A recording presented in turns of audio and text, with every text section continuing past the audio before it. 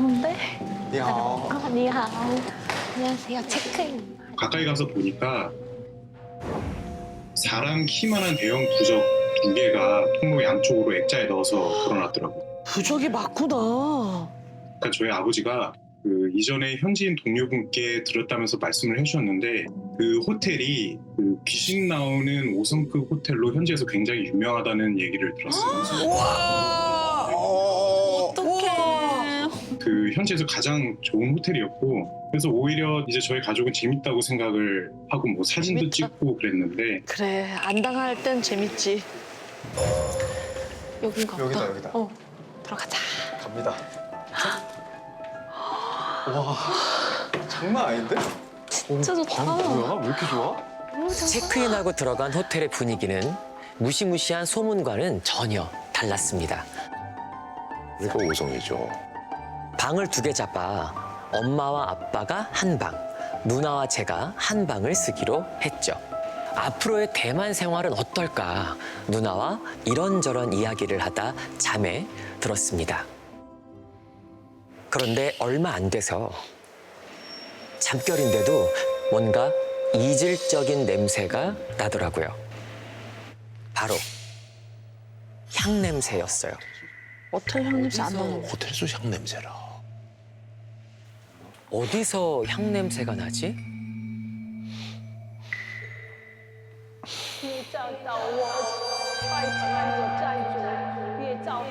문 밖 복도에서 반복적으로 웅얼거리는 소리 같았어요.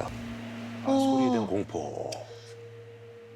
문에 가까워질수록 향 냄새는 더욱 짙어졌고 소리도 점점 커졌습니다. 조심스럽게 문에 있는 렌즈로 밖을 살펴봤는데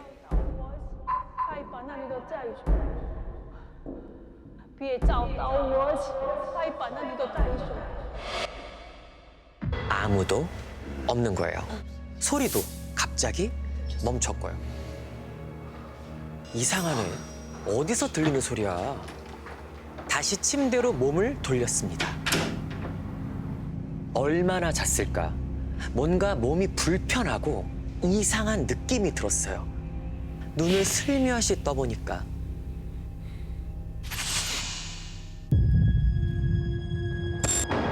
웬 여자가 있는 거예요. 제 다리 쪽에서 뭔가 같은 동작을 반복하고 있더라고요.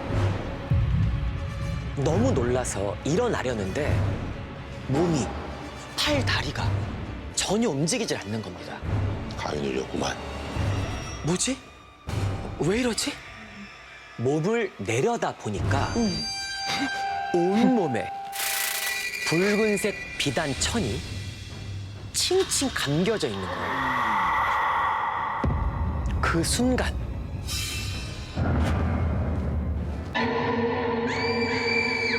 갑자기 손이 나타나 여자의 머리채를 팍 낚아챘습니다. 어머. 낚아챘습니다. 험악한 표정을 한 할머니와 할아버지였는데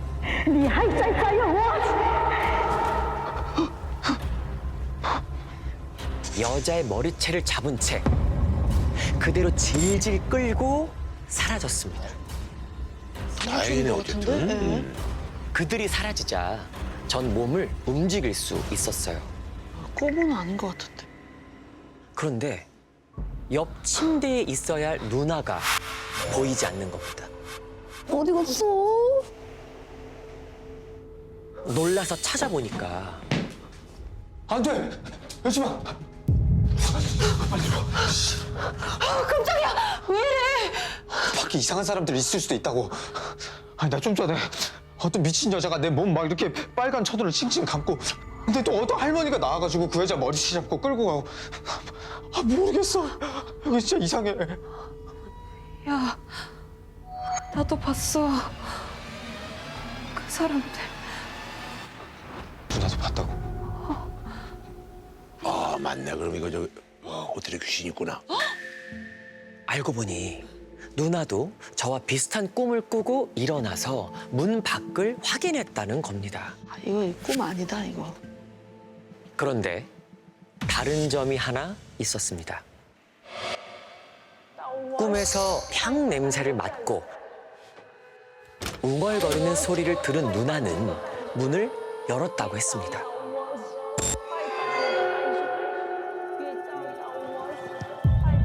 복도와 방문 사이에 없던 철창문 하나가 생기는 게 보였는데 전통 옷을 입은 할머니와 할아버지가 꼭 제사를 지내는 것 같았대요.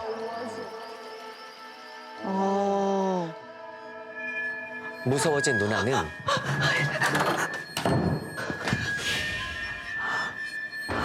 제가 누운 쪽으로 고개를 돌려보니까 여자가 제 팔을 베고 옆에 누워 있었다는 거예요. 이거 뭐야 이거? 누나의 이야기를 듣자 팔부터 온몸에 소름이 쫙 돋았습니다. 저희는 그 즉시 부모님 방으로 가서 잠을 잤죠. 다음 날 누나는 무섭다며 오늘도 부모님 방에서 자겠다고 했고 저는 방을 바꿔보기로 했습니다. 프론트로 내려가 방 변경을 요청하니까 이유도 묻지 않고 바로 다른 방을 주더라고요. 아 이게 한두 번이 아닌가 봐. 클레임이 많았나 봐. 그날 밤 바꾼 방에서 혼자 자고 있는데 인기척이 느껴졌습니다. 아 어떡해. 전날 밤 생각이 나서 급히 눈을 떴는데 누군가 걸터 앉아 있는 거예요. 어제 그 여잔 거 같았습니다. 따라왔어. 와 또 찾아왔어. 따라왔어. 따라왔나 봐. 제가 소리를 내자 여자가 뒤를 돌아봤는데 정말 예쁘게 생긴 여자가 절 가만히 쳐다보고 있었어요. 그때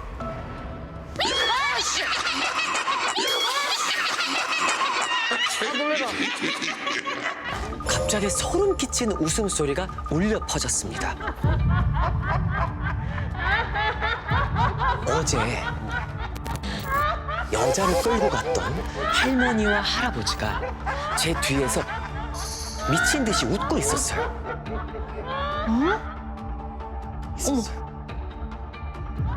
미동 없이 절 쳐다보던 여자는 서서히 일어나더니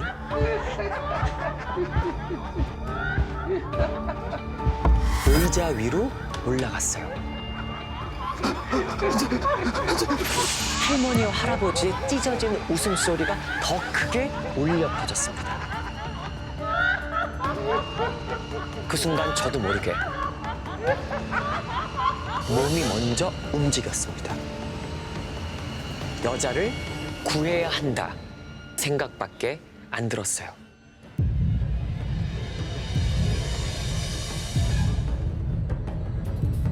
전 여자의 다리를 안아 올리면서 미친 듯이 천을 풀었습니다. 마지막 힘을 끌어다 잡아 뜯었고 쿵! 가까스로 여자와 함께 바닥으로 떨어졌습니다.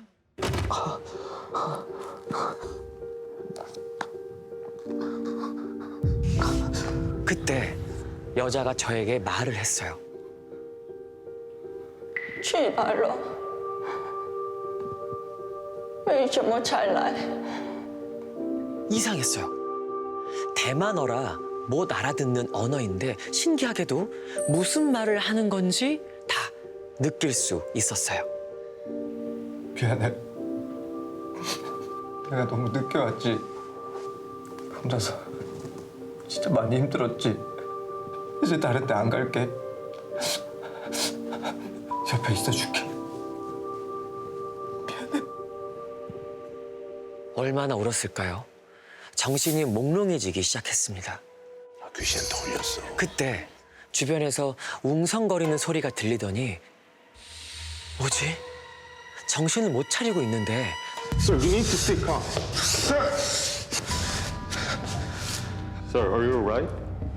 정신이 들며 주위를 둘러본 저는 너무 놀라 그 자리에 주저앉았습니다. 그렇지. 제가 Sir, 속옷 차림으로 are you alright? 호텔 로비에 서 있었거든요. 보면 뭐야? 그리고 눈앞을 본 저는 또 한 번 경악했습니다. 손이 썩은 것처럼 시커먼 거예요. 로비에 있던 큰 부적이 새까맣게 칠해져 있었거든요. 그때 너무 놀라서 그대로 주저앉았죠. 그래서 제가 갑자기 속옷 차림으로 나와서 부적에다가 구리약을 막 치려고 하는데 저는 그때 기억이 하나도 나지를 않았었고요. 귀신 시켰나 봐. 싫다. 그런가 보다. 사실 귀신보다는 제가 아무 기억이 안 난다는 게 더 무서웠어요. 그렇게 조금 있으니까 그 호텔 매니저가 얘도 방으로 찾아왔어요. 매니저는 저에게 교수님이 작은 의식을 치러줄 건데 괜찮은지를 물었어요. 교수? 교수님? 그러자 교수는 저를 앉혀놓고 제 어깨와 허벅지를 때리기도 했어요. 아, 그 의식을 하는군요.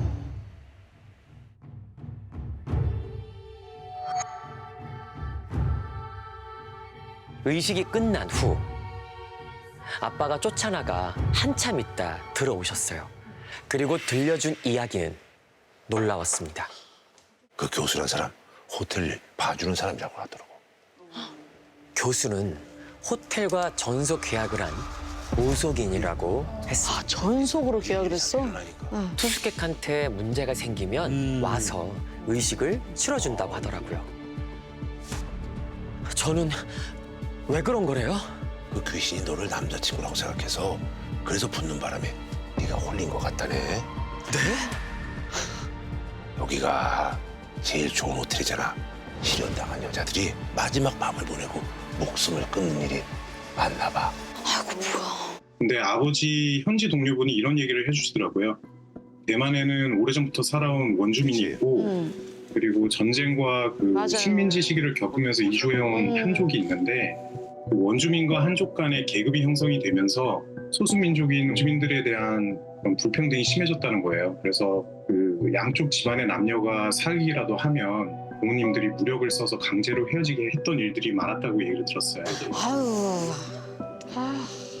교수의 의식이 있고 난 후 여자는 보이지 않았어요. 다행이네. 2년 뒤 새벽에 자다 깼는데 왠지 서늘한 느낌이 들었습니다.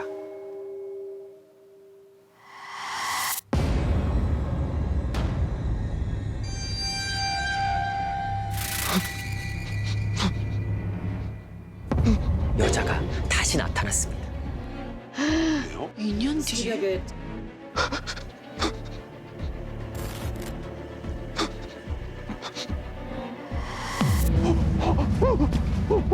붉은 천을 제 입에 쑤셔 넣기 시작했습니다. 원망하듯 점점 더 세게 마구잡이로 우겨 넣었죠.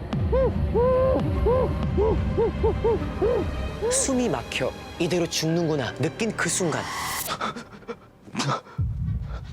잠에서 깼습니다. 꿈이었던 겁니다.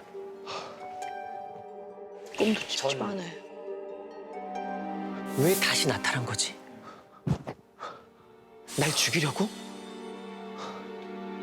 숨을 가다듬고 물을 마시려 침대에서 일어난 그때 방이 흔들리기 시작했어요.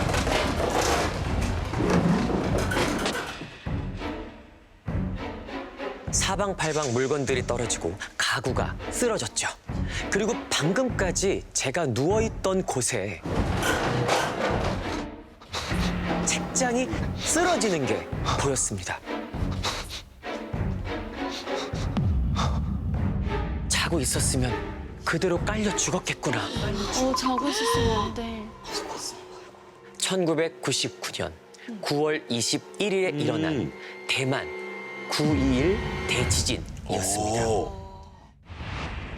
규모 7.6 지진으로 수많은 건물이 붕괴해 무려 2,400명 이상이 사망하고 11,000명 이상의 부상자가 발생한 최악의 지진이었죠. 만약 그 여자가 깨우지 않았다면 전 어떻게 됐을까요? 정말 절 남자친구로 생각해 구해준 걸까요? 그렇다면 그 여자는 호텔에서부터 저와 계속 함께 있었던 걸까요? 会载我去边吧，去吧。 때는 2017년 푹푹 찌는 여름 낮이었습니다. 그날도 어김없이 신참인 박순경과 함께 김밥을 먹으면서 순찰을 돌고 있었죠. 야 선배님 이거 모처럼 한가한데요? 아이 너 퇴. 너 한가할 때 그런 말 하면 안 되는 거 몰라? 이런 거 있어. 역시나 박순경의 말을 기다렸다는 듯이 암치 신고 접수됐습니다. 출동해 주세요. 아유 저 주둥이셔. 감사합니다. 네 순찰차 파로 출동하겠습니다.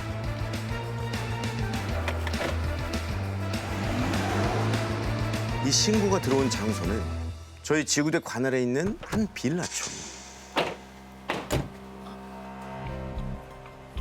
어느 집이야? 이 집 아니야?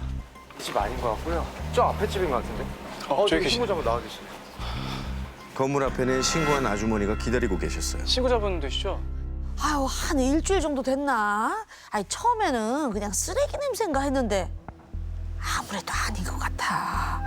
저기, 저 집 좀 봐봐요. 아주머니가 가리킨 곳은 빌라의 지하 1층 집. 확인을 위해서 지하 계단으로 내려갈수록 냄새는 더 지독해졌어요. 뭐지? 그리고 저는 그 정체가 죽음의 냄새라는 걸 직감하고 말았습니다. 시체가 부패하면서 나는 악취 말이에요. 다들 알겠네.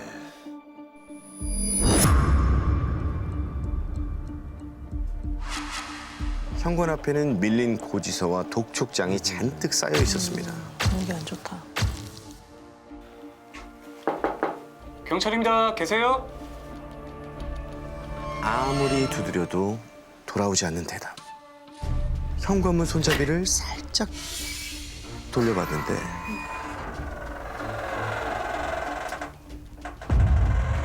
잠시 실례하겠습니다. 집 안으로 들어서자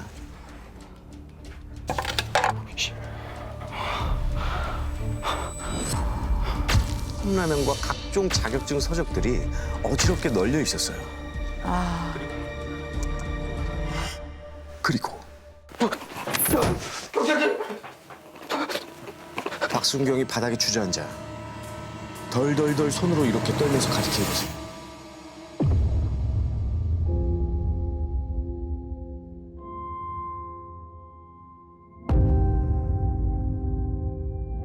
긴 머리에 영양실조에 걸린 것처럼 삐쩍 마른 20대 여성이 죽은 지 시간이 꽤 지난 듯 부패가 시작된 상태였어요. 쓰러져 있었습니다. 제가 쓰러져 있었습니다. 고독사네. 순찰차 파로입니다. 망자 발견으로 과학수사팀하고 형사팀 지원 요청합니다. 박순경! 너 가서 물 좀 마시고 폴리스 라인하고 서류 챙겨서 와. 폴리스 라인하고 서류 알겠습니다.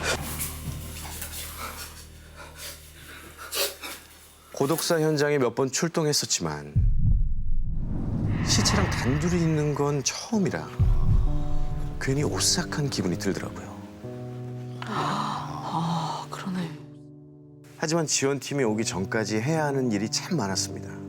저는 두려움을 견디며 사망자의 신분을 특정할 만한 물건을 찾기 시작했어요.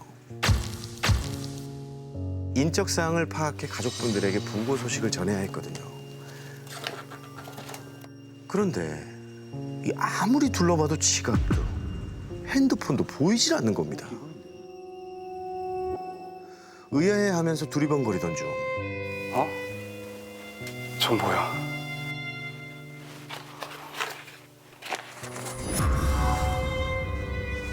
그건 사망자의 사진이 붙어 있는 입사 지원서였습니다. 곧장 종이에 적힌 번호로 전화를 걸었어요. 그러자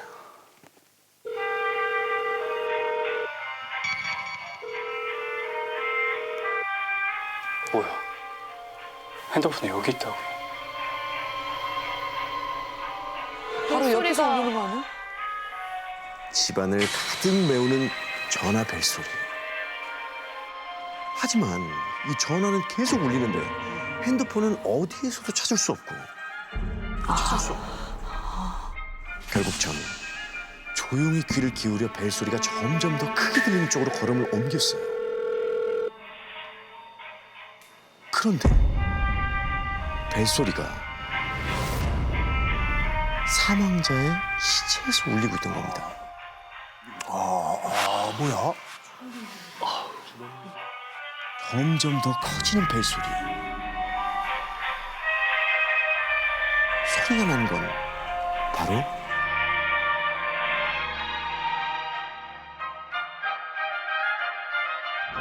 시체의 머리 뒤. 머리 뒤? 핸드폰을 머리에 벤 상태로 고인이 돌아가신 겁니다. 이걸 빼마라. 그냥 과수비 올 때까지 기다릴까?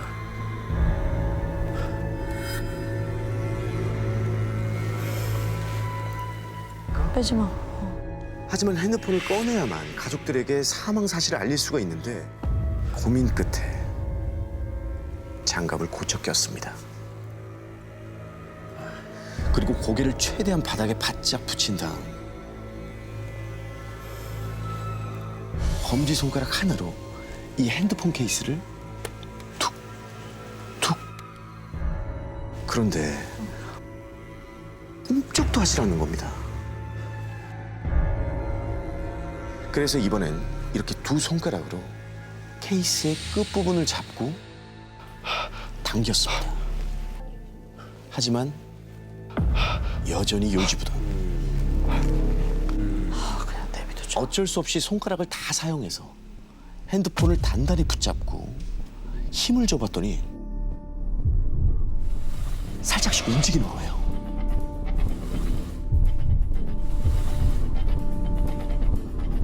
됐다, 조금만 더. 오케이, 진짜 다 됐어. 조금만 더. 됐다. 시신의 머리 아래로 분홍색 케이스가 점점 모습을 드러내고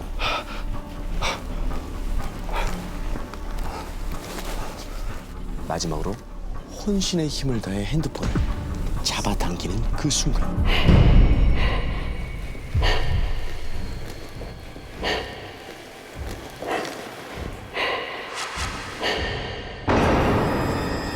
마치 살아있는 사람처럼 저를 정확히 노려보는데 그대로 현관 밖으로 뛰쳐나가고 말았습니다. 우와, 진짜 놀랬겠다. 직업적 애환이네. 사실 그날 되게 무서웠는데 사무실 사람들한테는 그래도 제 근무지에서 이미지가 있다 보니까 그치. 아무렇지 않은 듯 오히려 더 의심됐던 것 같아요. 그로부터 며칠이 지난 어느 밤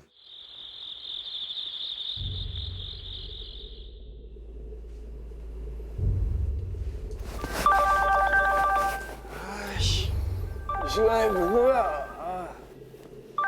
핸드폰 벨소리가 요란하게 울리는 겁니다. 조금만 있으면 알아서 꺼지겠지. 무시하면서 다시 잠을 청하려는데 그 여자 벨소리. 며칠 전 현장에서 들었던 고인의 핸드폰 벨소리가 제 방 안에 울리고 있었습니다. 아니, 좀 더 정확하게 말하면 제 머리 바로 밑에서요.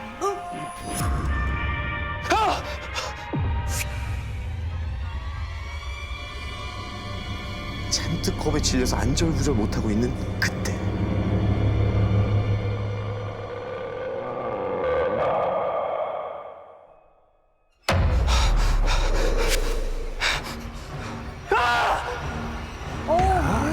데미지가 셌나 보네. 너무 놀라서 질끈 눈을 감았다가 다시 뜨자 여자는 사라지고 없었습니다. 어깨 다 보이네. 잘못 본 거라고 꿈일 거라고 애써 스스로를 다독였어요. 그렇게 자는 둥 마는 둥 한참을 뒤척이다 아침에 일찍 지구대로 출근해야 했죠. 그리고 몇 시간 뒤 사무실에 앉아 저도 모르게 꾸벅꾸벅 졸고 있는데 아, 어떡하냐.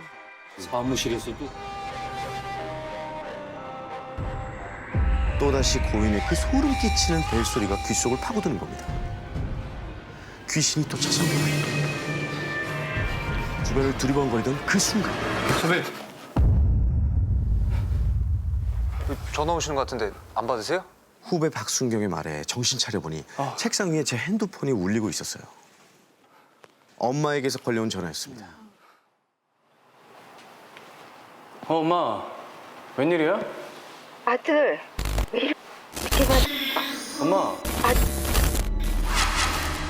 여보세요? 엄마 아닌 것 같아. 엄마!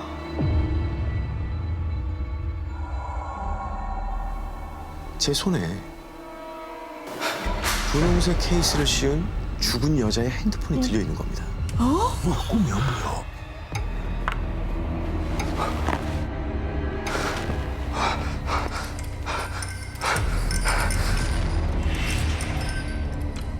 다시 확인하기 위해 고개를 숙여 핸드폰을 집는 그 순간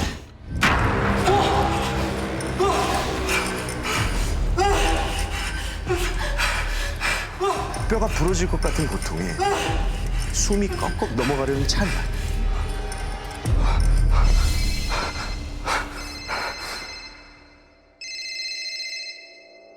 어느새 여자는 사라지고 없었습니다. 다행히 이번엔 진짜 어머니 목소리가 들리더라고요. 엄마. 아니 근데 저기 혹시 아까도 전화했었어? 아니 뭔 소리야. 오늘 처음 전화한 건데. 아니 근데 너 진짜 아무 일 없어? 근무 중에는 방해될까 봐 문자도 잘 안 하는 어머니가 몇 번이나 집에 내려와 며칠 쉬고 가는 건 어떻겠냐고 이렇게 말씀을 하시는 거예요. 엄마도 뭐가 좀 느낌이 있나 보다. 좀 의아했지만 아니 얘가 왜 이래 얼굴이. 너 무슨 일 있지? 아니에요 별일 없어요. 뭐 아니긴. 내가 꿈을 하나 꿨는데 말이야. 저희 어머니가 시장에서 과일을 파시거든요. 근데 꿈에 어떤 여자가 과일 가게 앞에 우두커니 서서는 어서 오세요. 기분 나쁘게 저희 어머니를 빤히 쳐다만 봤대요. 아가씨 뭐 찾으시는 거 있어요? 어머니가 먼저 말을 건네자 그 여자는 사과 상자를 가리켰대요. 그리고 뭐라고 막 웅얼웅얼거리는데